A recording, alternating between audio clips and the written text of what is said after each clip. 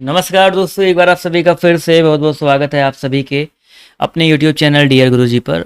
So guys, जितने लोग यहाँ पर जुड़ रहे हैं सभी का स्वागत है, वेलकम है। और आप सभी को पता है जैसा कि डेली यहाँ पर जो आप सभी के लिए इंपॉर्टेंट जो क्लास है चलती रहती है। इसके अलावा साथियों, अगर आप लोग यहाँ पर हमारे टेलीग्राम ग्रुप से अभी तक नहीं जुड़े हैं तो आप लोग जो है जुड़ सकते हैं। इंस्टाग्राम पर जो फॉलो नहीं किया कर लीजिए। इसके बाद साथियों, आप सभी होता है मेरी जो क्लासेस है डेली बेसिस पर अनअकैडमी के प्लेटफॉर्म पर चलती हैं, ठीक है। वहाँ पर क्लासेस चलती हैं, तो ये हमारा इन्वाइट कोड है डियर गुरुजी। इस कोड की वजह से आप लोग मेरी क्लासेज जो है वहाँ पर ले सकते हैं। और अनअकैडमी में जुड़ने के लिए सिंपल सा फंडा क्या है भाई, अनअकैडमी का लर्निंग ऐप डाउनलोड करो, गेट स्टार्टर पे क्लिक करो, स्टेप 2। स्टेप 3 में आपको अपना नंबर डालना है, उसके बाद गोल आपसे मांगेगा, आईडी बन जाएगी आपसे, मे बी स्टेट मांग सकता है, आप किस स्टेट से हो, उसके बाद गोल मांगेगा। आपको वहाँ पर यूपीपीएससी ये गोल सर्च करना है। उसके अलावा आप लोग मुझे सर्च कर सकते हैं मृत्युंजय, MIRTUNJAY, मृत्युंजय सर्च करेंगे तो ये देखिए डीपी लगी हुई, इस वाले डीपी की मदद से आप लोग मुझ तक पहुँच सकते हैं। फॉलो कर लीजिए, मेरी क्लासेज जो है देख सकते हैं। और रेफरल कोड याद रखिएगा डियर गुरुजी। इसके अलावा साथियों, अगर आप लोग अनअकैडमी प्लस पर जुड़ना चाहते हैं किसी भी कैटेगरी में, तो आप लोग मेरा रेफरल कोड जो है यूज कर सकते हैं, जहां पर आपको फ्री टेस्ट सीरीज जो है, मासिक करंट अफेयर हो गए, और भी जो आपके एग्जाम चलते रहते हैं उसके लिए फ्री लाइव क्लासेस जो चलती रहती है। तो if you want to join Unacademy plus तो आज ही जो है जुड़ने का प्रयास करो। हमारा कोड याद रखिएगा डियर जी, इस कोड की मदद से आप लोग जो है हमारे प्लेटफॉर्म से जो है जुड़ सकते हैं। तो चलिए स्टार्ट करते हैं आज के इस सेशन को। तो पहला क्वेश्चन देखिए आपके सामने ये रहा। जी हाँ, पहले क्वेश्चन से स्टार्ट करेंगे, बिल्कुल भी आपका टाइम वेस्ट नहीं करेंगे। मौर्यकालीन नगर प्रशासन के संबंध में जानकारी का स्रोत क्या है? चलिए भाई, क्वेश्चन नंबर 3 है, सभी लोग यहाँ पर जवाब देते चलेंगे। मौर्यकालीन नगर प्रशासन की बात हो रही है और यहाँ पर जानकारी का स्रोत पूछा गया है। बहुत ही अच्छी बात है, जवाब देखिए यहाँ पर आना शुरू हो गया है। अर्थशास्त्र सभी को पता है भाई, मौर्य काल में जो है चंद्रगुप्त मौर्य और कौटिल्य यहीं से फेमस हुए थे। तो यहाँ पर अर्थशास्त्र हो गया, इंडिका हो गया, मुद्रा अर्थशास्त्र हो गया। तो यहाँ पर ऑप्शन नंबर जो इसका डी दिया गया है, ये यहाँ पर बिल्कुल करेक्ट हो जाएगा। अगला क्वेश्चन देखिए आपसे यहाँ पर क्या बोला गया है, ध्यान से देखिएगा कि भाई चंपारण के समय में चंपारण के किसानों का प्रतिनिधित्व जो है किसने किया था? सभी को पता है भाई, चंपारण का सत्याग्रह जो हुआ था 1917 में हुआ था। और अगर हम बात करते हैं इसका प्रतिनिधित्व जो है किसने किया था, सभी को पता है महात्मा गांधी जी ने किया था। तो ऑप्शन नंबर जो इसका यहाँ पर पूछा गया कि चंपारण के किसानों का प्रतिनिधित्व किसने किया था? भाई चंपारण सत्याग्रह महात्मा गांधी जी ने किया था, लेकिन हम यहाँ पर अगर बात करते हैं चंपारण के किसानों का प्रतिनिधित्व किसने किया था, तो यहाँ पर याद रखिएगा रामकुमार शुक्ल जी। हाँ, सी वाला ऑप्शन करेक्ट होगा। यहाँ पर अगर सत्याग्रह के बारे में पूछता है तो सत्याग्रह जो है आंदोलन किया था वो महात्मा गांधी जी ने। अगला क्वेश्चन देखिए आपसे यहाँ पर क्या पूछा गया है, ध्यान से देखिए। क्वेश्चन नंबर अगर हम बात करते हैं 5 के बारे में, तो पूछा गया है कि भारत छोड़ो आंदोलन के समय पटना सचिवालय गोलीकांड की घटना कब घटी? भारत छोड़ो आंदोलन के समय जो पटना सचिवालय गोलीकांड है वो घटना जो है कब घटी? तो याद रखिए दोस्तों, 11 अगस्त 1942। बहुत ही इंपॉर्टेंट क्वेश्चन है। तो जितने लोग यहाँ पर 11 अगस्त 1942 जवाब दे रहे हैं वो लोग यहाँ पर बिल्कुल करेक्ट हो जाएंगे।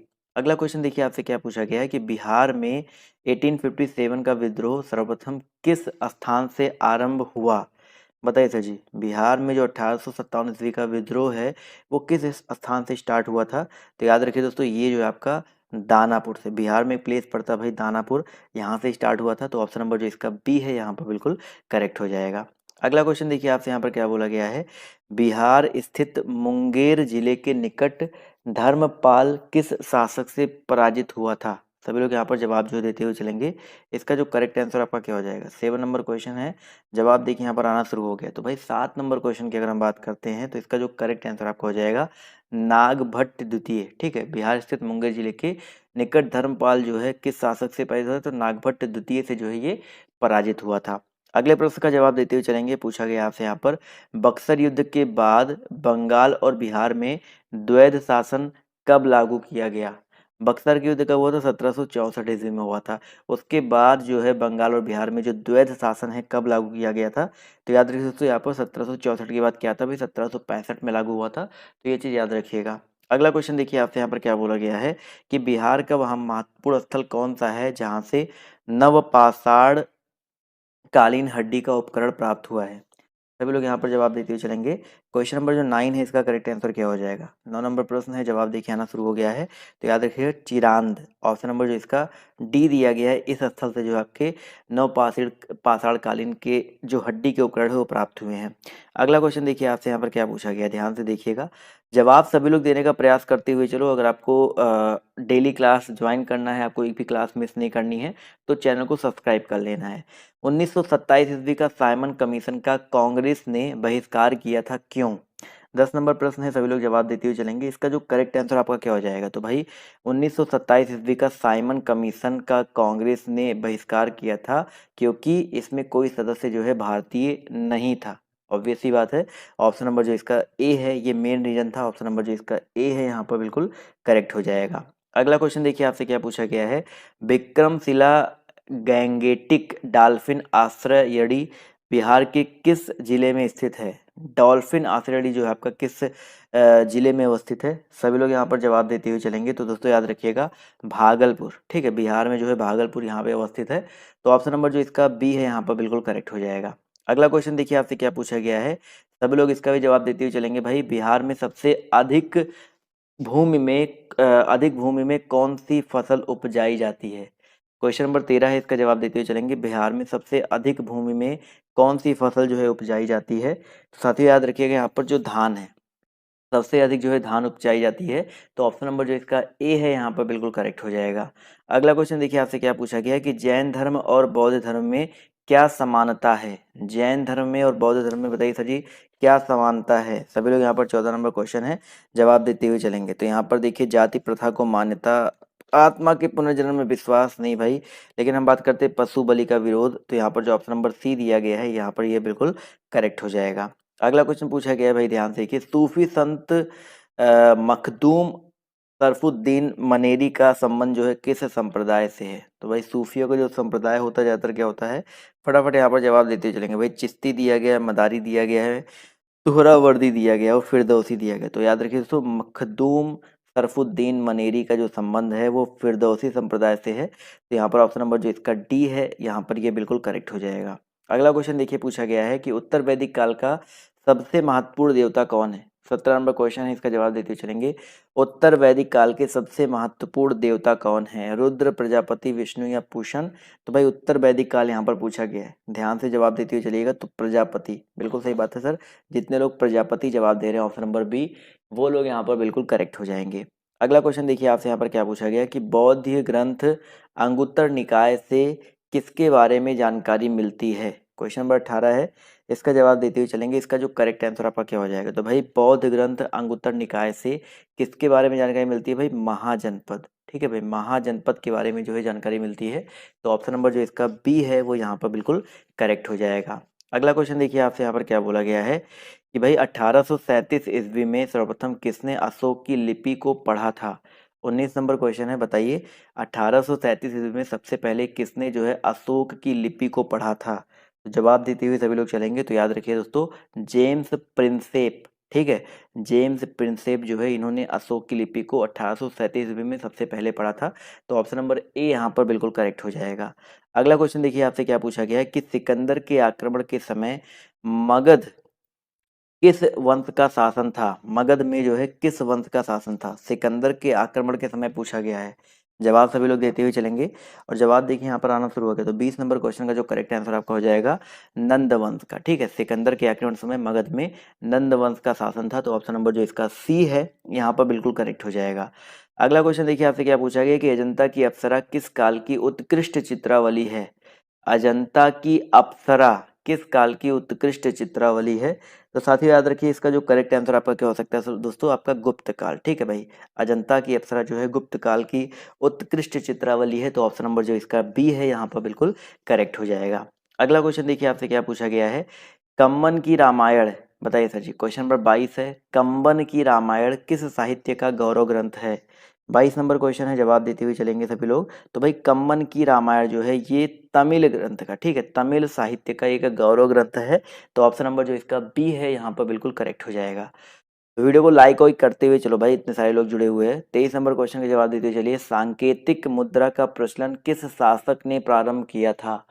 सांकेतिक मुद्रा का जो प्रचलन है जो बताइए सर जी किस शासक ने स्टार्ट किया था। तो भैया याद रखिएगा मोहम्मद बिन तुगलक, ठीक है। जितने लोग यहाँ पर ऑप्शन नंबर डी जवाब दे रहे हैं मोहम्मद बिन तुगलक, वो लोग यहाँ पर बिल्कुल करेक्ट हो जाएंगे। अगला क्वेश्चन पूछा गया है कि किस मुगल शासक का काल हिंदी साहित्य का स्वर्ण काल माना जाता है। 24 नंबर क्वेश्चन है, किस मुगल शासक का जो काल है हिंदी साहित्य का स्वर्ण काल माना जाता है। तो दोस्तों याद रखिएगा अकबर, बहुत ही इंपॉर्टेंट क्वेश्चन है।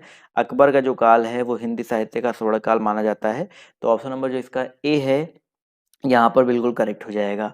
अगला क्वेश्चन देखिए आपसे क्या पूछा गया है कि मुद्रा के अवमूल्यन, मैंने आपको बताया था ना डीवैल्यूएशन के फलस्वरूप क्या होता है। जब मुद्रा का डीवैल्यूएशन होता है, कल मैंने एकेडमिक क्लास कराई थी जो इकोनॉमी वाली, वहाँ पर ये क्वेश्चन सेम मिला हुआ था। तो यहाँ पर निर्यात व्यापार का प्रसार, आयात व्यापार का संकुचन और आयात स्थानापत्ति का प्रसार, यानी कि सारे के सारे होते हैं। तो ऑप्शन नंबर डी जितने लोग जवाब दे रहे हैं वो लोग यहाँ पर बिल्कुल करेक्ट हो जाएंगे। अगला क्वेश्चन देखिए आपसे क्या पूछा गया है कि नील आंदोलन की शुरुआत जो है सबसे पहले बंगाल के किस जिले में हुई थी। नील आंदोलन की शुरुआत जो है किस जिले में हुआ था, फटाफट जवाब देते हुए चलेंगे। तो याद रखिए दोस्तों, इसका जो करेक्ट आंसर आपका हो जाएगा नदिया। ठीक है भाई, नदिया जितने लोग जवाब दे रहे हैं ऑप्शन नंबर बी, वो लोग यहाँ पर बिल्कुल करेक्ट हो जाएंगे। चलिए आते हैं अगले क्वेश्चन की तरफ। तो आपसे यहाँ पर देखिए क्या पूछा गया है कि भाई साहब वो कौन से तत्व थे जिन्होंने भारतीय राष्ट्रवाद के उत्थान में सहायता की थी। वो कौन से तत्व थे जिन्होंने भारतीय राष्ट्रवाद के उत्थान में जो है सहायता की थी। चलिए क्वेश्चन एक मिनट, अभी दिख रहा है ना सभी को। तो जवाब देखिए 27 का आना शुरू हो गया है। तो याद रखिए दोस्तों, यहाँ पर चारों ऑप्शन जो है, तीनों ऑप्शन जो है करेक्ट हो जाएंगे। बौद्धिक पुनर्जागरण, समाचार पत्र व प्रेस और आपका आर्थिक शोषण। अगला क्वेश्चन देखिए आपसे यहाँ पर क्या पूछा गया है कि किस वायसराय का काल शिष्टमंडलों, भूलों तथा आयोगों के नाम से जाना जाता है। बताइए सर जी, किस वायसराय का जो काल है शिष्टमंडल, भूलों तथा आयोगों के नाम से जो है जाना जाता है। तो याद रखिए दोस्तों, इसका जो करेक्ट आंसर आपका क्या हो जाएगा, लॉर्ड कर्जन। बिल्कुल सही बात है सर, जितने लोग यहाँ पर ऑप्शन नंबर ए जवाब दे रहे हैं वो लोग यहाँ पर बिल्कुल करेक्ट हो जाएंगे। अगला क्वेश्चन देखिए आपसे क्या पूछा गया है कि किस साप्ताहिक पत्रिका ने यह विज्ञापन प्रकाशित किया कि आवश्यकता है वीर सिपाहियों की वेतन, मृत्यु, पुरस्कार, शहादत। वेतन क्या है भाई, मृत्यु है, पुरस्कार जो है शहादत है, पेंशन, स्वतंत्रता और युद्ध स्थल भारत। ये किस साप्ताहिक पत्रिका ने ये विज्ञापन प्रकाशित किया था। वेरी इंपॉर्टेंट क्वेश्चन है। तो याद रखिए दोस्तों, यहाँ पर जो करेक्ट आंसर आपका हो जाएगा गदर। ठीक है, ऑप्शन नंबर जो इसका गदर पत्रिका, ऑप्शन नंबर जो इसका ए है, यहाँ पर बिल्कुल करेक्ट हो जाएगा। अगला क्वेश्चन देखिए आपसे क्या कह रहा है कि 1943 ईस्वी में सुभाष चंद्र बोस के नेतृत्व में आजाद हिंद फौज का गठन जो है कहाँ पर किया गया। 30 नंबर प्रश्न है, आसान क्वेश्चन है, कई बार मैं आपको बता चुका हूँ। सुभाष चंद्र बोस जी के नेतृत्व में जो है आजाद हिंद फौज का गठन जो है आपका सिंगापुर में किया गया। ठीक है, तो सिंगापुर जितने लोग जवाब दे रहे हैं ऑप्शन नंबर सी, वो लोग यहाँ पर बिल्कुल करेक्ट हो जाएंगे। अगला क्वेश्चन देखिए आपसे क्या पूछा गया है कि भारत छोड़ो आंदोलन के समय किसने कांग्रेस रेडियो का प्रसारण किया। क्वेश्चन नंबर 31 है, इसका जवाब देते हुए चलेंगे भाई। भारत छोड़ो आंदोलन का जो है भारत छोड़ो आंदोलन के समय किसने जो है कांग्रेस रेडियो का जो है प्रसारण किया था। तो साथियों याद रखिएगा, इसका जो करेक्ट आंसर आपका क्या हो जाएगा, 31 नंबर क्वेश्चन का जो करेक्ट आंसर है आपका क्या हो सकता है। बिल्कुल सही बात है सर, यहाँ पर उषा मेहता। ठीक है, बहुत कम लोगों ने जवाब दिया यहाँ पर, बट यहाँ पर याद रखिएगा उषा मेहता जो ऑप्शन नंबर बी दिया गया है यहाँ पर बिल्कुल करेक्ट हो जाएगा। अगला क्वेश्चन देखिए आपसे क्या पूछा गया। जी हाँ, बिल्कुल सही बात है। क्वेश्चन नंबर 32 का जवाब सभी लोग पहले इसका जवाब दो, उसके बाद भाई बात कर लेना। किस मुगल कालीन चित्रकार ने पशुओं, पक्षियों व फलों की का चित्र जो है उकेरा है। बताइए सर जी, किस मुगल कालीन चित्रकार ने। 32 नंबर क्वेश्चन है, जवाब देते हुए सभी लोग चलेंगे। तो याद रखिए दोस्तों, उस्ताद मंसूर। ऑप्शन नंबर जो इसका डी है यहाँ पर बिल्कुल करेक्ट हो जाएगा। अगला क्वेश्चन देखिए आपसे यहाँ पर क्या पूछा गया है कि सलीम अली पक्षी विज्ञान और प्राकृतिक इतिहास केंद्र कहाँ स्थित है। क्या पूछा गया भाई, सलीम अली पक्षी विज्ञान और प्राकृतिक इतिहास केंद्र जो है कहाँ पर अवस्थित है। तो साथियों याद रखिएगा 33 का जो करेक्ट आंसर आपका हो जाएगा कोयम्बटूर में। ठीक है भाई, कोयम्बटूर में अवस्थित है। तो ऑप्शन नंबर जो इसका ए है वो यहाँ पर बिल्कुल करेक्ट हो जाएगा। चलिए साथियों आते हैं अगले क्वेश्चन पर। तो आपसे यहाँ पर देखिए क्या पूछा गया है कि भाई world wild life for end fund and for nature, ये संस्था जो है किस विलुप्त प्राय प्राणी या किस विलुप्त प्राय को अपना प्रतीक चिन्ह माना है। बताइए सर जी। 34 नंबर क्वेश्चन है, जवाब यहाँ पर जो है देते हुए चलेंगे। इसका जो करेक्ट आंसर आपका क्या हो जाएगा, तो भाई पांडा को। ठीक है, इसका जो प्रतीक चिन्ह है, जो आपका सिग्नेचर है, वो आपका क्या है, पांडा है। तो ऑप्शन नंबर जो इसका ए है यहाँ पर बिल्कुल करेक्ट हो जाएगा। अगला क्वेश्चन देखिए आपसे यहाँ पर क्या बोला गया है कि भाई साहब विभवांतर का एसआई मात्रक क्या होता है। क्वेश्चन नंबर 35 है, सभी लोग यहाँ पर जवाब जो देते हुए चलेंगे। विभवांतर का एसआई मात्रक जो है आपका क्या होता है। 35। जवाब देखिए यहाँ पर आना शुरू हो गया है, तो याद रखिए दोस्तों, विभवांतर का ऐसा ही मात्रक वोल्ट होता है, V बराबर IR, सभी को पता ही होगा। तो ऑप्शन नंबर जो इसका बी है यहाँ पर बिल्कुल करेक्ट हो जाएगा। अगला क्वेश्चन देखो आपसे यहाँ पर क्या पूछा गया है कि भाई साहब सोयाबीन में कौन सा प्रोटीन पाया जाता है। सोयाबीन को सब लोग कहते हैं ना भाई बहुत प्रोटीन है, तो बताइए सोयाबीन में किस प्रकार का प्रोटीन पाया जाता है। बहुत ही अच्छा प्रश्न है, जवाब देते हुए चलेंगे। तो ग्लिसरीन बहुत ही इंपॉर्टेंट, याद रखिएगा, ग्लिसरीन प्रोटीन जो है आपका सोयाबीन में पाया जाता है। तो ऑप्शन नंबर जो इसका डी दिया गया है यहाँ पर बिल्कुल करेक्ट हो जाएगा। अगला क्वेश्चन देखिए आपसे यहाँ पर क्या पूछा गया, ध्यान से देखिएगा कि भाई साहब किस रोग से पीड़ित रोगी को कार्बोहाइड्रेट की अधिक मात्रा लेने को मना किया जाता है। चलिए, क्वेश्चन नंबर 37 है, यहाँ पर सभी लोग जवाब देते हुए चलेंगे भाई। तो यहाँ पर जिसको शुगर हुआ रहता है, ठीक है, शुगर जिसको होता है भाई, उसको कार्बोहाइड्रेट की अधिक मात्रा लेने से मना किया जाता है। तो ऑप्शन नंबर जो इसका सी है यहाँ पर करेक्ट हो जाएगा। अगला क्वेश्चन देखिए आपसे क्या पूछा गया है कि भाई क्यूप्राइट किस धातु का अयस्क है। देख सकते हैं सब कुछ आपको साथ में लेके हुए चल रहा हूँ, इतिहास है, भूगोल है, अर्थशास्त्र है, आपका साइंस से भी क्वेश्चन आते हैं वो भी है, कंप्यूटर से भी आते हैं वो भी मिलेंगे, इसका टेंशन मत लीजिए आप लोग। तो भाई यहाँ पर क्यूप्राइट जो है तांबा का अयस्क होता है। तो ऑप्शन नंबर जो इसका डी दिया गया है यहाँ पर बिल्कुल करेक्ट हो जाएगा। अगला क्वेश्चन पूछा गया आपसे यहाँ पर कि कुकिंग गैस किन गैसों का मिश्रण होता है। 39। सभी लोग बताते हुए चलेंगे भाई, जो कुकिंग गैस है वो किन गैसों की मिश्रण होती है। कुकिंग मतलब जो आपकी बेसिकली जो आप लोग घर पे यूज करते हो, तो आपका ब्यूटेन का होता है, और किसका होता है भाई, ब्यूटेन के साथ साथ यहाँ पर एक ही ऑप्शन ब्यूटेन वाला दिया गया, तो ब्यूटेन प्रोपेन, ये यहाँ पर जो है बिल्कुल करेक्ट हो जाएगा। एलपीजी की बात हो रही है। अगला क्वेश्चन पूछा गया है कि एजोला बताइए सर जी क्या है। बहुत ही अच्छा प्रश्न है, देखते हैं कितने लोग जवाब देते हैं। भाई एजोला जो है आपका क्या है, 40 नंबर क्वेश्चन है, जवाब देखिए आना शुरू हो गया है। तो एजोला की अगर हम बात करते हैं तो एक जैव उर्वरक होता है। क्या होता है भाई, आपका एक जैव उर्वरक होता है। तो ऑप्शन नंबर जो इसका सी है यहाँ पर बिल्कुल करेक्ट हो जाएगा। अगला क्वेश्चन देखिए पूछा गया है, इको मार्क का संकेत चिन्ह क्या है। इको मार्क का जो संकेत चिन्ह है, जो सिग्नेचर चिन्ह है, वो आपका क्या है। इको मार्क सबने देखा होगा ना, तो याद रखिए दोस्तों, इको मार्क का जो संकेत चिन्ह है वो आपका क्या हो जाएगा। जवाब देते हुए चलेंगे तो भाई मिट्टी का घड़ा, ठीक है, मिट्टी का घड़ा, ऑप्शन नंबर जो इसका डी है यहाँ पर बिल्कुल करेक्ट हो जाएगा। अगला क्वेश्चन देखिए पूछा गया है कि प्रतिवर्ष विश्व वानिकी दिवस कब मनाया जाता है। 42 नंबर क्वेश्चन है, जवाब देते हुए चलेंगे। और भैया ऐप जिसने अभी तक डाउनलोड नहीं किया है, वहाँ पर स्टडी मटेरियल भी मैं देने लगा हूँ, वहाँ पर आप मेरी हिंदी की बुक भी खरीद सकते हैं। तो ऐप जो है जरूर डाउनलोड कर लीजिए, वहाँ पर आपको जो चीज़ें हैं, इंपॉर्टेंट चीज़ें मिलती रहेंगी। तो भाई प्रतिवर्ष विश्व वानिकी दिवस जो है कब मनाया जाता है, तो याद रखिए दोस्तों 21 मार्च को, ठीक है भाई, 21 मार्च को मनाया जाता है। तो ऑप्शन नंबर जो इसका सी है वो यहाँ पर बिल्कुल करेक्ट हो जाएगा। अगला क्वेश्चन देखिए आपसे क्या पूछा गया है, ब्लैक होल बताइए सर जी क्या है। ब्लैक होल जो है आपका क्या है। 43 नंबर क्वेश्चन है, जवाब देते हुए चलेंगे। तो भैया याद रखिएगा, ब्लैक होल मतलब सबने सुन रखा होगा, एक अनंत रूप से एक सघन पिंड होता है, इसको ब्लैक होल बोलते हैं। ऑप्शन नंबर जो इसका सी है यहाँ पर बिल्कुल करेक्ट हो जाएगा। अगला क्वेश्चन देखिए आपसे क्या पूछा गया है कि भाई केंद्रीय मंत्रिपरिषद किसके प्रति उत्तरदायी होता है। केंद्रीय मंत्रिपरिषद जो है किसके प्रति उत्तरदायी होता है। 44 नंबर क्वेश्चन है, जवाब देते हुए चलेंगे।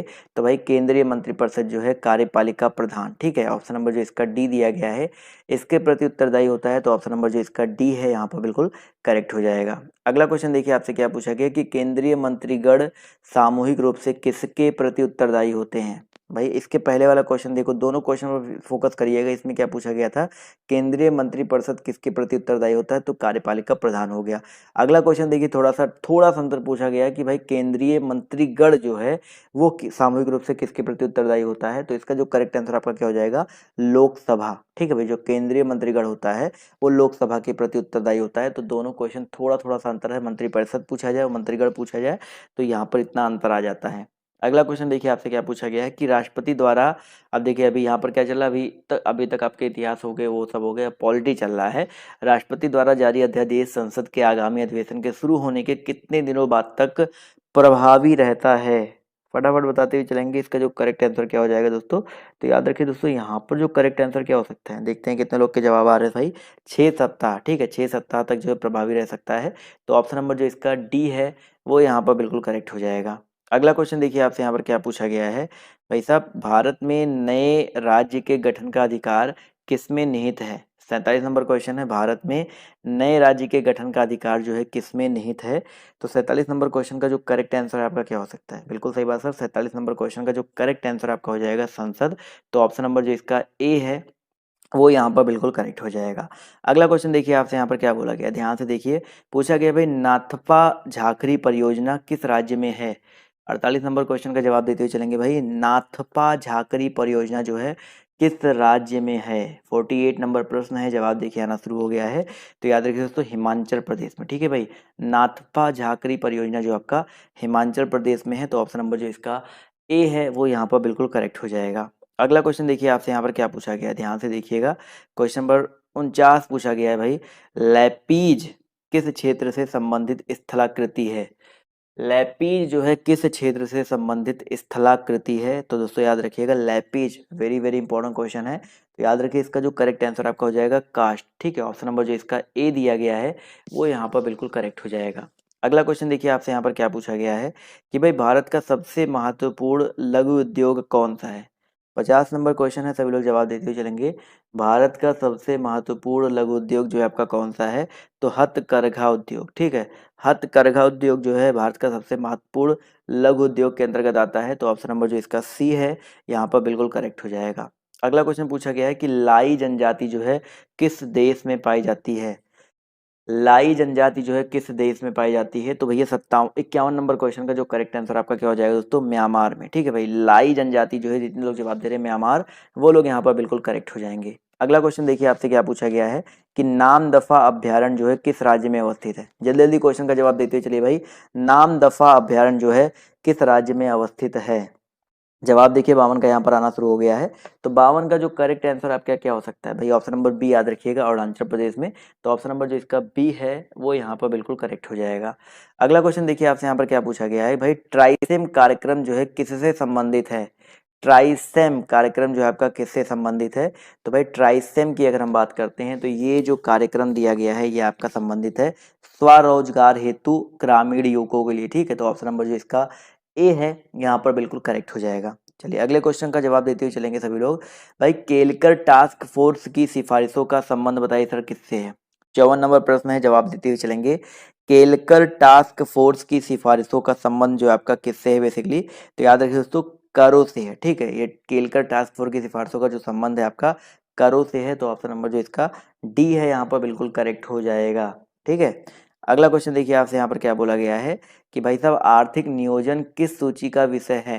55 नंबर क्वेश्चन है, सभी लोग यहाँ पर जवाब देते हुए चलेंगे।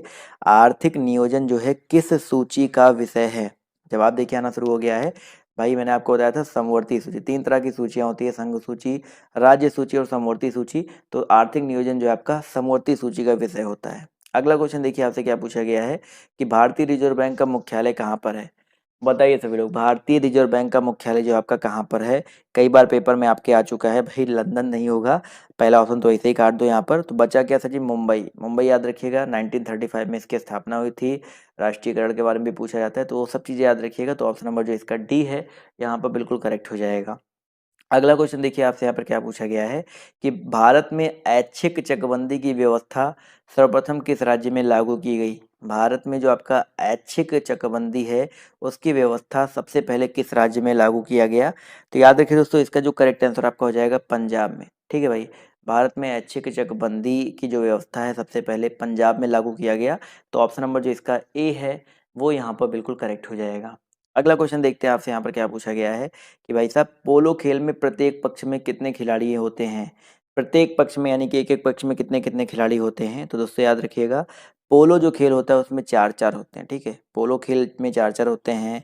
इसके अलावा क्या बोलते हैं, क्रिकेट में 11-11 होते हैं, हॉकी में 11-11 होते हैं। ठीक है, अगला क्वेश्चन देखिए आपसे यहाँ पर क्या पूछा गया है कि मी एंड डैड इस नाम से कौन खिलाड़ी जाना जाता है? मतलब बहुत सारे खिलाड़ियों के स्टेज नेम होते हैं, तो मी एंड डैड नाम से जो है कौन सा खिलाड़ी जो है जाना जाता है? सभी लोग जवाब देते हुए चलेंगे, बहुत ही इंपॉर्टेंट प्रश्न है। तो याद रखिएगा इमरान खान। ठीक है, इमरान खान जो कि इस समय पाकिस्तान के राष्ट्रपति जी हैं। तो ऑप्शन नंबर जो इसका बी है यहाँ पर बिल्कुल करेक्ट हो जाएगा, प्रधानमंत्री, माफ कीजिए। अगला क्वेश्चन देखिए आपसे यहाँ पर क्या पूछा गया है, डबल फॉल्ट शब्द जो है किस खेल से संबंधित है? क्वेश्चन नंबर आपका यहाँ पर जो 60 है, सभी लोग जवाब देते हुए चलेंगे। डबल फॉल्ट खेल से संबंधित कौन है? फटाफट यहाँ पर जवाब जो है देते हुए चलेंगे। बहुत सही बात है सर जी, पाकिस्तान हो गया। अब इस क्वेश्चन का जवाब देते हुए चलेंगे, तो इसका जो करेक्ट आंसर क्या हो जाएगा, ऑप्शन नंबर ए टेनिस। ठीक है, टेनिस जितने लोग जवाब दे रहे हैं वो लोग यहाँ पर बिल्कुल करेक्ट हो जाएंगे। क्लियर है? चलिए, बहुत ही अच्छी बात है। अगले क्वेश्चन की तरफ बढ़ते हैं। तो अगला प्रश्न देखिए आपसे यहाँ पर क्या पूछा गया है, ध्यान से देखिएगा कि भाई साहब, लिएंडर पेस जो है किस खेल के स्टार खिलाड़ी हैं? लिएंडर पेस जो है किस खेल के स्टार खिलाड़ी हैं? फटाफट यहाँ पर जवाब जो है देते हुए चलेंगे। चलिए, पाकिस्तान पाकिस्तान हो गया भाई, पता है मैंने गलती से बोल दिया था।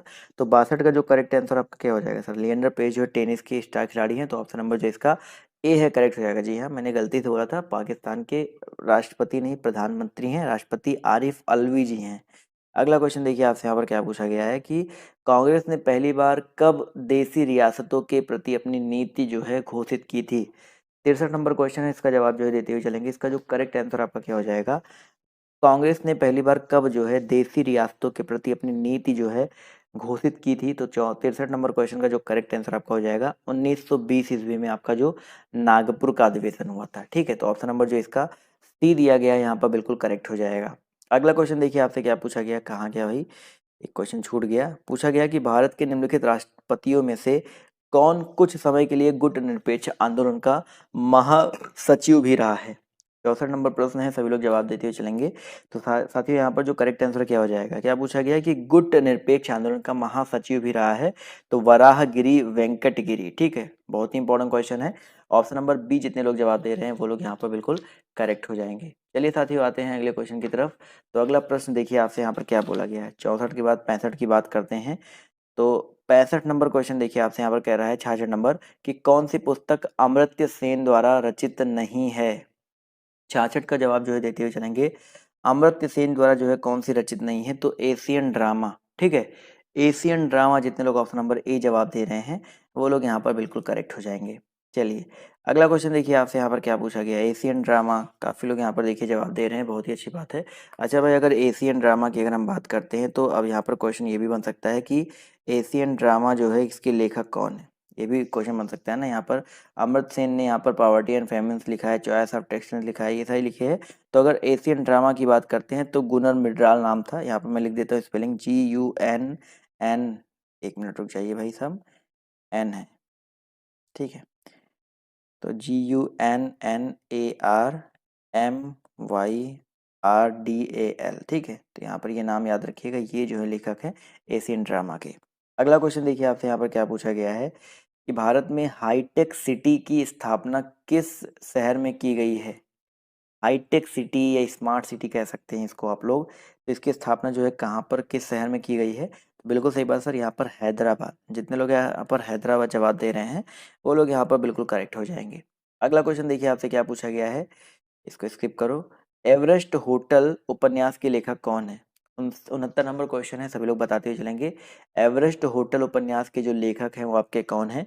तो 69 का जो करेक्ट आंसर है आपका क्या हो सकता है? 69 की अगर हम बात करते हैं तो इसका जो करेक्ट आंसर है आपका क्या हो जाएगा? ऑप्शन नंबर सी हो जाएगा, एलन सियली। ठीक है, एवरेस्ट होटल उपन्यास के लेखक जो है आपके एलन सियली है। तो ऑप्शन नंबर जो इसका सी दिया गया है यहाँ पर बिल्कुल करेक्ट हो जाएगा। अगला क्वेश्चन देखिए आपसे क्या पूछा गया, देश में साक्षरता के स्तर को ऊंचा उठाने के लिए राष्ट्रीय साक्षरता मिशन किस वर्ष प्रारंभ किया गया? क्वेश्चन नंबर आपके यहाँ पर 70 है, इसका जवाब जो है देते हुए चलेंगे। कहाँ गया भाई साहब, पेन तो काम कर ही नहीं रहा अब। चलिए, एक मिनट रुक जाइए, अभी जवाब आवाज़ आवाज़ आ रही है ना मेरी सभी को? चलिए, 70 नंबर क्वेश्चन का जवाब देखिए यहाँ पर आना शुरू हो गया। तो भाई 1988 जो है आप लोग याद रखिएगा। ऑप्शन नंबर जो इसका डी है। पेन तो चालू हो जाता है, एक मिनट चेक कर लेता हूँ क्या दिक्कत आ रही है। चलिए, अभी चालू हो गया। तो यहाँ पर 1988 जो ऑप्शन नंबर इसका डी दिया गया है यहाँ पर बिल्कुल करेक्ट हो जाएगा। क्लियर है? चलिए, अगला क्वेश्चन देखिए आपसे यहाँ पर क्या पूछा गया है, ध्यान से देखिए कि स्वतंत्र व्यापार नीति उस नीति को बताती है जहाँ, बताइए सभी लोग, स्वतंत्र व्यापार नीति जो है उस नीति को बताती है जहाँ पर क्या होता है? क्वेश्चन नंबर 71 है, सभी लोग जवाब देते हुए चलेंगे। तो याद रखिए दोस्तों, स्वतंत्र व्यापार नीति जो है उस नीति को बताती है जहाँ पर प्राशुल्क जो है अनुपस्थित होता है। ठीक है, प्राशुल्क जो है आपका अनुपस्थित होता है। तो ऑप्शन नंबर जो इसका ए दिया गया है यहाँ पर बिल्कुल करेक्ट हो जाएगा। अगला क्वेश्चन देखिए आपसे यहाँ पर क्या बोला गया है, ध्यान से देखिए। सामुदायिक विकास कार्यक्रम भारत में कब लागू किया गया था? सामुदायिक विकास कार्यक्रम जो है भारत में कब लागू किया गया था? सभी लोग यहाँ पर जवाब देते हुए चलेंगे, फटाफट यहाँ पर जवाब देते हुए चलिएगा। क्वेश्चन नंबर 72 का जो करेक्ट आंसर आपका क्या हो जाएगा? जवाब देखिए यहाँ पर आना शुरू हो गया है। तो याद रखिए, तो 1950 ईस्वी में, बहुत ही इंपॉर्टेंट क्वेश्चन है, याद रखिएगा। सामुदायिक विकास कार्यक्रम जो है भारत में कब लागू किया गया था भाई? 1950 में। अगला क्वेश्चन देखिए आपसे यहाँ पर क्या पूछा गया है कि मेट्रोपॉलिटन योजना समिति का गठन कितने निर्वाचित सदस्यों द्वारा होता है? मेट्रोपॉलिटन योजना समिति का गठन जो है कितने निर्वाचित सदस्यों द्वारा होता है? तो 73 का जो करेक्ट आंसर आपका हो जाएगा 2/3। ठीक है भाई, मेट्रोपॉलिटन योजना समिति का जो गठन है 2/3 निर्वाचित सदस्यों द्वारा होता है। तो ऑप्शन नंबर जो इसका बी दिया गया है यहाँ पर बिल्कुल करेक्ट हो जाएगा। अगला क्वेश्चन देखिए आपसे यहाँ पर क्या बोला गया है कि निम्नलिखित में से कौन भारतीय इतिहास अनुसंधान परिषद का अध्यक्ष मनोनीत करता है? 74, इसका जवाब जो है देते हुए चलेंगे। इसका जो करेक्ट आंसर आपका क्या हो सकता है? तो 74 नंबर क्वेश्चन की अगर हम बात करते हैं तो इसका जो करेक्ट आंसर आपका क्या हो जाएगा दोस्तों? आपका प्रधानमंत्री। ठीक है, यहाँ पर भारतीय इतिहास अनुसंधान परिषद का अध्यक्ष जो है कौन मनोनीत करता है? प्रधानमंत्री जो है मनोनीत करता है। अगला क्वेश्चन देखिए आपसे यहाँ पर क्या पूछा गया है, निम्नलिखित में से कौन सा एक भारत सरकार के वित्त मंत्रालय का विभाग नहीं है? निम्नलिखित में से कौन सा एक जो है भारत सरकार के वित्त मंत्रालय का जो विभाग है आपका नहीं है? सभी लोग यहाँ पर जवाब जो है देते हुए चलेंगे। वित्त मंत्रालय की बात हो रही है, जवाब देखिए यहाँ पर आना शुरू हो गया है। तो साथियों याद रखिएगा, इसका जो करेक्ट आंसर आपका हो जाएगा लेखा विभाग। ठीक है, तो जितने लोग यहाँ पर लेखा विभाग जवाब दे रहे हैं ऑप्शन नंबर ए, वो लोग यहाँ पर बिल्कुल करेक्ट हो जाएंगे। अगला क्वेश्चन देखिए आपसे यहाँ पर क्या पूछा गया है कि भाई केले का सर्वाधिक उत्पादन किस राज्य में होता है? बताइए सभी लोग, केले का सर्वाधिक उत्पादन जो है किस राज्य में होता है? जवाब देखिए यहाँ पर आना शुरू हो गया है। जवाब देखिए क्वेश्चन नंबर 76 का जो करेक्ट आंसर आपका क्या हो जाएगा? तो 76 का जो करेक्ट आंसर आपका हो जाएगा भाई महाराष्ट्र। केले का सर्वाधिक उत्पादन जो है आपका महाराष्ट्र में होता है। तो ऑप्शन नंबर जो इसका सी दिया गया है यहाँ पर बिल्कुल करेक्ट हो जाएगा। अगला क्वेश्चन देखिए आपसे क्या पूछा है कि सोयाबीन का सर्वाधिक उत्पादन किस राज्य में होता है? सोयाबीन का सर्वाधिक उत्पादन जो है आपका किस राज्य में होता है? तो साथियों याद रखिएगा 77 का जो करेक्ट आंसर है आपका क्या हो जाएगा? ऑप्शन नंबर ए हो जाएगा एमपी में। ठीक है, सोयाबीन हो गया, चना हो गया, इनका जो सर्वाधिक उत्पादन होता है आपका एमपी में ही सबसे ज्यादा होता है। अगला क्वेश्चन देखिए आपसे क्या पूछा गया है कि कोंकण रेल मार्ग की कुल दूरी कितनी है? कोंकण जो रेल मार्ग है उसकी कुल दूरी कितनी है? तो दोस्तों याद रखिएगा, कोंकण की कुल दूरी आपकी 760 किलोमीटर है। वेरी इंपॉर्टेंट, कभी कभी पेपर में आपका आता है, तो यहाँ पर 760 किलोमीटर यहाँ पर करेक्ट हो जाएगा। अगला क्वेश्चन देखिए आपसे क्या पूछा गया है कि रियासतों, इसको भी स्किप करो, नहीं इसको देख लो, इंपॉर्टेंट क्वेश्चन है। रियासतों में स्वतंत्रता आंदोलन से संबंधित निम्नलिखित कथनों में कौन सा सत्य है? 80 में आपको बताना है कौन सा कथन जो है सत्य दिया गया है। तो यहाँ पर देखते हुए चलेंगे सभी लोग। 80 नंबर क्वेश्चन का जो करेक्ट आंसर आपका क्या हो सकता है? तो भाई यहाँ पर देखा जाए तो पहला ऑप्शन देखिए, कौन सा कथन सत्य है? 1933 में नासिक जेल में कांग्रेस के अंदर एक समाजवादी दबाव, गलत है। 1934 में कांग्रेस सोशलिस्ट पार्टी की स्थापना की गई थी, नहीं बात है, पे गलत है। आचार्य नरेंद्र इसके प्रथम अध्यक्ष बने थे, नहीं भाई। रियासतों में आंदोलन संबंधित कथन सत्य पूछा गया है, तो इसका प्रथम सम्मेलन जो है कहाँ पे हुआ था? लखनऊ में हुआ था। यहाँ पर जो ऑप्शन नंबर डी दिया गया है यही सिर्फ यहाँ पर जो है करेक्ट हो जाएगा। क्लियर है? अगला क्वेश्चन देखिए आपसे यहाँ पर क्या पूछा गया है कि अखिल भारतीय अस्पृश्यता संघ की स्थापना किसने की थी? 81 का जवाब देते हुए चलेंगे भाई, अखिल भारतीय अस्पृश्यता संघ की स्थापना जो है किसने की थी? तो साथियों याद रखिएगा, इसका जो करेक्ट आंसर आपका क्या हो जाएगा? महात्मा गांधी। बिल्कुल सही बात है। जितने भी साथी, जितने भी दोस्त यहाँ पर महात्मा गांधी जवाब दे रहे हैं वो लोग यहाँ पर बिल्कुल करेक्ट हो जाएंगे। चलिए आते हैं क्वेश्चन नंबर 82 की तरफ। तो 82 नंबर प्रश्न देखिए आपसे यहाँ पर क्या बोला गया, ध्यान से देखिए। पूछा गया है कि भाई खालसा हेरिटेज मेमोरियल कॉम्प्लेक्स की स्थापना कहाँ की गई? क्वेश्चन नंबर देखिए 82 बोला गया है खालसा, एक मिनट रुक जाइए भाई साहब, भाई अभी दिख रहा है ना, खालसा हेरिटेज मेमोरियल कॉम्प्लेक्स की स्थापना जो है कहाँ पे की गई थी? तो साथियों याद रखिएगा 82 का जो करेक्ट आंसर आपका हो जाएगा आनंदपुर साहिब। ठीक है, आनंदपुर साहिब में की गई थी। तो ऑप्शन नंबर जितने लोग ए जवाब दे रहे हैं वो लोग यहाँ पर बिल्कुल करेक्ट हो जाएंगे। चलिए आते हैं अगले क्वेश्चन की तरफ। अगला प्रश्न देखिए आपसे यहाँ पर क्या बोला गया, ध्यान से देखिएगा। क्वेश्चन नंबर 83 की बात करते हैं। तो आनंदपुर साहिब फाउंडेशन द्वारा तैयार संगमरमर का खालसा, सेम क्वेश्चन फिर से पूछा गया है, थोड़ा सा यहाँ पर अलग है कि इसका डिजाइन जो है किसने तैयार किया था? बताइए सची, इसका जो डिजाइन है आपका किसने तैयार किया था? तो 83 नंबर क्वेश्चन का जो करेक्ट आंसर आपका क्या हो जाएगा? चलिए भैया, क्वेश्चन नंबर 83 है, जवाब देखिए यहाँ पर आना शुरू हो गया है। तो 83 का जो करेक्ट आंसर आपका हो जाएगा मोशे शैफदी। ऑप्शन नंबर जो इसका बी है यहाँ पर बिल्कुल करेक्ट हो जाएगा। अगला क्वेश्चन देखिए आपसे यहाँ पर क्या बोला गया है, ध्यान से देखिएगा कि परमाणु ऊर्जा विभाग निम्नलिखित में से किसके प्रशासन के अधीन है। 84 नंबर प्रश्न है, जवाब देते हुए चलेंगे कि भाई परमाणु ऊर्जा विभाग जो है निम्नलिखित में से किसके प्रशासन के अधीन है। तो याद रखिए दोस्तों, इसका जो करेक्ट आंसर आपका हो जाएगा प्रधानमंत्री कार्यालय के। ठीक है, ये जो है आपका प्रधानमंत्री कार्यालय के अधीन है। तो ऑप्शन नंबर जो इसका ए दिया गया है यहाँ पर बिल्कुल करेक्ट हो जाएगा।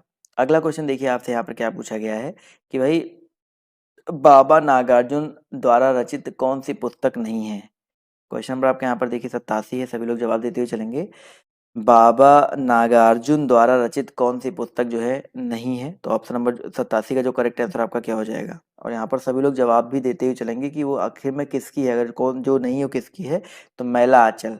बहुत ही इंपॉर्टेंट है, कई बार मैं आपको मैला आंचल के बारे में वैसे बता चुका हूँ। तो फणीश्वरनाथ रेणु जी की एक आंचलिक रचना है। तो ऑप्शन नंबर जो इसका सी है ये आपका बाबा नागार्जुन का नहीं है। ठीक है, अगला क्वेश्चन देखिए, हाँ ध्यान से देखिएगा। क्वेश्चन नंबर 88 की अगर हम बात करते हैं तो भाई डच ईस्ट इंडीज का वर्तमान नाम क्या है। फटाफट यहाँ पर जवाब देते हुए चलेंगे, जवाब देते हुए चलेंगे यहाँ पर जो करेक्ट आंसर आपका क्या हो जाएगा।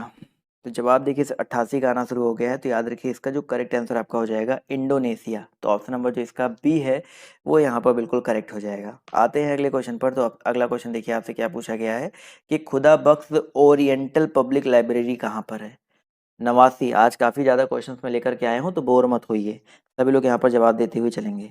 तो जवाब देखिए यहाँ पर नवासी का आना शुरू हो गया है। तो नवासी का जो करेक्ट आंसर आपका क्या हो जाएगा। 89 नंबर क्वेश्चन की अगर हम बात करते हैं तो इसका जो करेक्ट आंसर आपका क्या हो सकता है। जवाब देखिए यहाँ पर नवासी का आना शुरू हो गया है। तो 89 नंबर क्वेश्चन की अगर हम बात करते हैं तो इसका जो करेक्ट आंसर आपका हो जाएगा पटना। ठीक है, तो जितने लोग यहाँ पर पटना जवाब दे रहे हैं वो लोग यहाँ पर बिल्कुल करेक्ट हो जाएंगे। चलिए चलिए, 1 मिनट में चेक कर रहा था। अगला क्वेश्चन देखिए आपसे यहाँ पर क्या पूछा गया, ध्यान से देखिएगा कि भाई साहब राष्ट्रीय एटलस और थेमेटिक मानचित्रण संगठन का मुख्यालय कहाँ पर है। 90 नंबर क्वेश्चन है, इसका जवाब देते हुए चलेंगे, सभी लोग यहाँ पर जवाब देते हुए चलेंगे। जवाब देखिए यहाँ पर आना शुरू हो गया है। तो भाई 90 नंबर क्वेश्चन का जो करेक्ट आंसर आपका क्या हो जाएगा, बिल्कुल सही बात है सर, 90 का जो करेक्ट आंसर आपका हो जाएगा कोलकाता में। ठीक है, राष्ट्रीय एटलस और थेमेटिक मानचित्रण संगठन का मुख्यालय कहाँ पर है, कोलकाता में है। अगला क्वेश्चन देखिए आपसे क्या पूछा गया है कि भाई दीवान ए इस्तिहाक की स्थापना किसने की। क्वेश्चन नंबर आपका देखिए 91 है, पूछा गया है दीवान ए इस्तिहाक, वेरी इंपॉर्टेंट क्वेश्चन है, सभी लोग जवाब देते हुए चलेंगे। तो भैया 91 का जो करेक्ट आंसर आपका हो जाएगा रजिया सुल्तान, पहली मुस्लिम शासिका भी इनको माना जाता है और इन्होंने जो है दीवान ए इस्तिहाक की स्थापना की। ठीक है, अगला क्वेश्चन देखिए आपसे यहाँ पर क्या पूछा गया, ध्यान से देखिएगा। क्वेश्चन नंबर आपके यहाँ पर 92 बोला गया है कि समूचा भारत एक विशाल बंदी गृह है, उपरोक्त कथन जो है निम्नलिखित में से किसका है। समूचा भारत जो है एक विशाल बंदी गृह है, ये कथन जो है बेसिकली किसका है। तो भैया याद रखिएगा ये जो कथन दिया गया है ये आपका CR दास जी का है। ठीक है, तो ऑप्शन नंबर जो इसका डी है यहाँ पर बिल्कुल करेक्ट हो जाएगा। अगला क्वेश्चन देखिए आपसे यहाँ पर क्या पूछा गया, ध्यान से देखिएगा कि भाई किस धर्म के अनुयायी खाओ पियो और मौज करो के सिद्धांत में विश्वास रखते हैं। भाई बहुत ही अच्छा धर्म है, जो भी धर्म है बहुत ही अच्छा धर्म है, खाओ पियो मौज करो, ऐश में रहो, बिल्कुल चिल रहो, जिंदगी अच्छे से कटेगी। तो 93 नंबर क्वेश्चन का जो करेक्ट आंसर आपका क्या हो जाएगा भाई वाम मार्ग। ठीक है, वाम मार्ग वामपंथी जो थे, ये ऑप्शन नंबर जो इसका सी है यहाँ पर बिल्कुल करेक्ट हो जाएगा। अगला क्वेश्चन देखिए, अच्छा यहाँ पर क्या बोला गया है, क्वेश्चन नंबर यहाँ पर देखिए अगर हम बात करते हैं अगले क्वेश्चन की तो क्या पूछा गया है, 1 मिनट रुक जाओ भाई साहब। 94 number, Tata iron steel company की स्थापना कब हुई थी। फटाफट यहाँ पर जवाब देते हुए चलेंगे। Tata iron and steel company की स्थापना जो है आपकी कब हुई थी। तो 94 का जो करेक्ट आंसर आपका हो जाएगा 1907 ईस्वी में। ठीक है, तो ऑप्शन नंबर जो इसका बी दिया गया है ये यहाँ पर बिल्कुल करेक्ट हो जाएगा। अगला क्वेश्चन देखो आपसे यहाँ पर क्या बोला गया है, ध्यान से देखिएगा कि भाई साहब चलिए 95 कहाँ भागे जा रहे हो भाई। भारत में निर्धनता के स्तर का आकलन किया जाता है, भारत में जो आपका निर्धनता है उसके स्तर का आकलन जो है किया जाता है किसके द्वारा। 95 नंबर क्वेश्चन है, जवाब देते हुए चलेंगे। तो परिवार के उपभोग व्यय के आधार पर। ठीक है, भारत में निर्धनता स्तर का जो आकलन है किसके आधार किया जाता है, परिवार के उपभोग व्यय के आधार पर। तो ऑप्शन नंबर जो इसका बी है यहाँ पर बिल्कुल करेक्ट हो जाएगा। अगला क्वेश्चन देखिए आपसे यहाँ पर क्या पूछा गया, ध्यान से देखिएगा कि भाई बंगाल के रिसरा नामक स्थान पर भारत की पहली आधुनिक पटसन मिल कब स्थापित हुई? 93 नंबर क्वेश्चन है, सभी लोग जवाब देते हुए चलेंगे। इसका जो करेक्ट आंसर आपका क्या हो जाएगा? 96 जवाब देखिए यहाँ पर आना शुरू हो गया है। तो 96 का जो करेक्ट आंसर आपका हो जाएगा दोस्तों 1855 ईस्वी में, ठीक है। बंगाल का जो रिसरा नामक स्थान है वहाँ पर भारत की पहली आधुनिक पटसन मिल जो है 1855 ईस्वी में जो है स्थापित हुई थी। तो ऑप्शन नंबर जो इसका बी है यहाँ पर बिल्कुल करेक्ट हो जाएगा। अगला क्वेश्चन देखिए आपसे यहाँ पर क्या बोला गया है, ध्यान से देखिएगा कि नाइट्रोजन यौगीकरण करने वाले जीवाणु हैं। नाइट्रोजन यौगीकरण करने वाला जीवाणु कौन सा है? 98 नंबर प्रश्न है, जवाब देते हुए चलेंगे। तो याद रखिए दोस्तों यहाँ पर जो करेक्ट आंसर आपका हो जाएगा एजिटोबैक्टर, ठीक है। तो यहाँ पर जितने लोग जवाब दे रहे हैं ऑप्शन नंबर डी, वो लोग यहाँ पर बिल्कुल करेक्ट हो जाएंगे।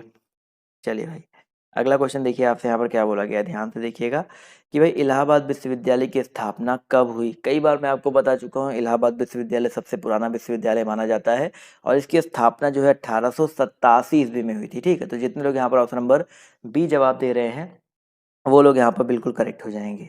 अगला क्वेश्चन देखिए आपसे यहाँ पर क्या पूछा गया है कि अंतर्राष्ट्रीय संस्था फिडे किस खेल से संबंधित है? सभी लोग इस प्रश्न का तो जवाब देंगे ही देंगे। उसके बाद आपको पता है ना, टेलीग्राम पर जाना है, आप सभी को टेलीग्राम पर पीडीएफ मिल जाएगा। आप मेरा ऐप डाउनलोड कर लीजिए, ऐप पर जो है हिंदी की बुक जो है देखने को मिल जाएगी। ऐप पर भी मैंने आपको स्टडी मटेरियल दे रखे हैं, तो वहाँ पे ऐप से जो है देख सकते हैं। तो फिडे जो है किस खेल से संबंधित है? तो 100 नंबर प्रश्न का जो करेक्ट आंसर आपका हो जाएगा दोस्तों शतरंज, बहुत ही इंपॉर्टेंट है, शतरंज से संबंधित है। तो ऑप्शन नंबर जो इसका ए है यहाँ पर बिल्कुल करेक्ट हो